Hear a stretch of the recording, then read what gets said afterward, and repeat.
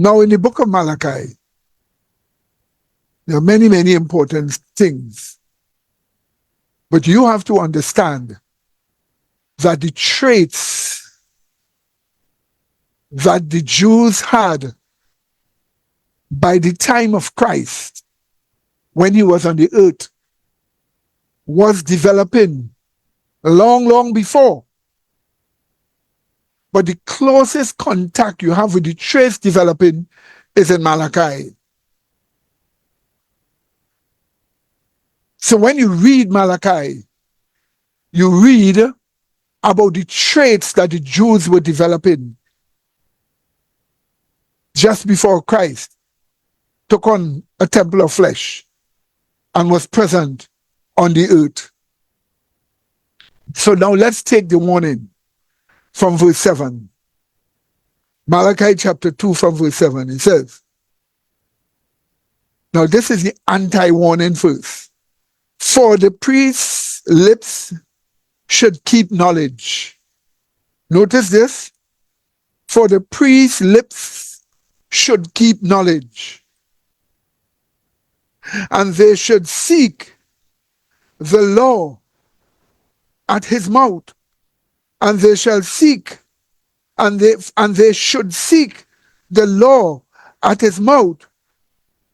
For he is the messenger of Yahweh of hosts, or Yahweh Sabaoth.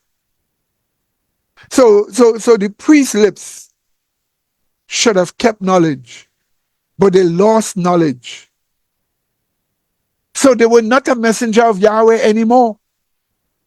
They had lost knowledge of the Messiahship, the nature of the Messiahship of Jesus.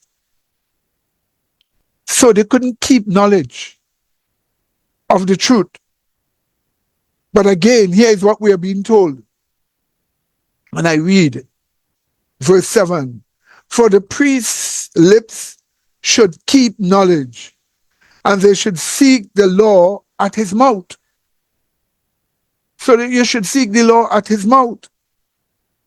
For he is the messenger of Yahweh of hosts.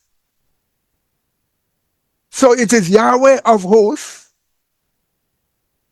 messenger, which would be Jesus in the first witness, that they should seek the law from.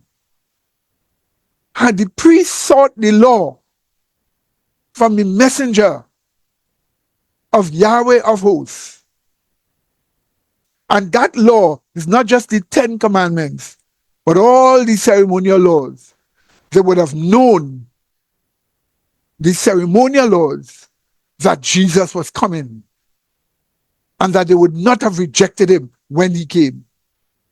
They did not keep knowledge. Yes, my dear people. You see, they did not keep knowledge.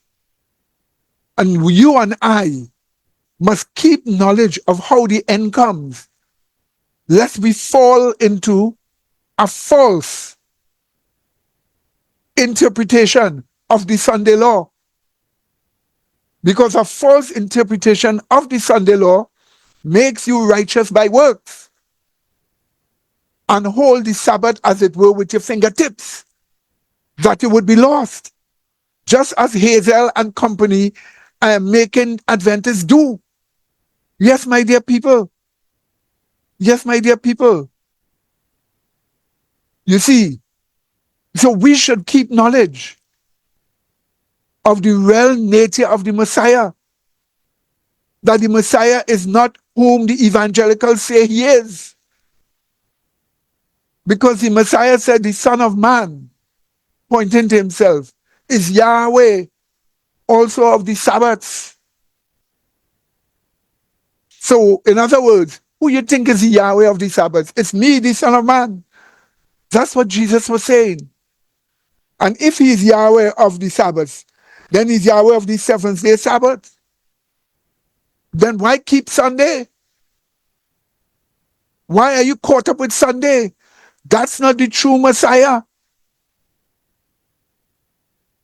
That's not the true Messiah. Yes, my dear people. You see, if you have a wrong understanding of how the Sunday law comes, what the Sunday law is all about, then when the Sunday law comes, you will have a false interpretation of it. And that false interpretation will make you righteous by works. And it will hold the Sabbath, as it were, with your fingertips, easy to be pulled away. And that's what we are seeking to stop Adventists from doing right now. Yes, my dear people. So let's continue now, the warning. It goes on. Notice verse 8, what verse 8 tells us. But ye are departed, notice this, but ye are departed or turned aside, according to the Hebrew text, out of the way. Did you just see that? So the Jews didn't know when Christ came, turn out of the way. Christ said, I am the way, the truth, and the life. They turned out of the way since at the time of Malachi.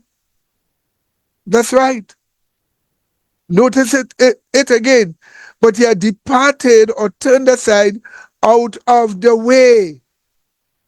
You have caused many to stumble at the law, so that they didn't have a teaching from the ceremonial laws about how the Messiah would come. So when the Messiah came, they had a false interpretation of the Messiah and rejected him and were lost. But you are not going to fool us with any Sunday law.